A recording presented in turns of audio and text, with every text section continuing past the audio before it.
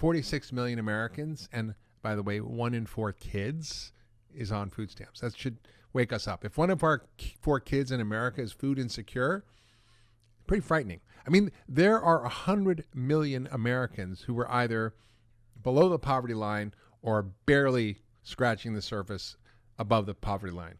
100 million Americans. Why in America? You know, we're the richest country in the world, and we just don't care for each other. It's kind of crazy. So we have enormous issues with the ways in which we distribute money. But the food stamp program has no nutrition guidelines.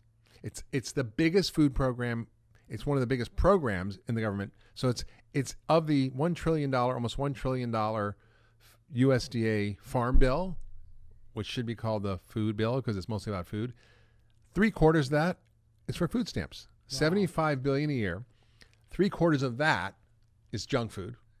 10% of it, or $7 billion a year, is soda. That's 31 billion 8-ounce servings of soda to the poor every year that the government pays for. And we're paying it 4 times. How are we paying it 4 times? 1, we pay for subsidies and supports for corn, which damages the environment, the climate, uses up our water resources, and destroys the soil. Ingredients in soda. Yeah, high fructose corn syrup, right?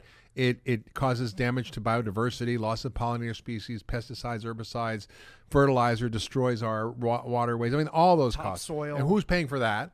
Second, we pay for not only the subsidies and the damage, we pay for the food to be purchased through the SNAP program.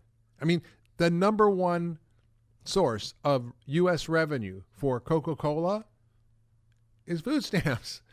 It's 20% of their bill. And so we're seeing, these massive challenges. So we're paying for all that. And then we're paying for the chronic disease on the back end, the diabetes and heart disease. So we pay for the subsidies for the corn. We pay for the damaged environment. We pay for the food stamps. We pay for the Medicare, Medicaid. So who's paying for this? We all are paying for it because of our misguided food policies.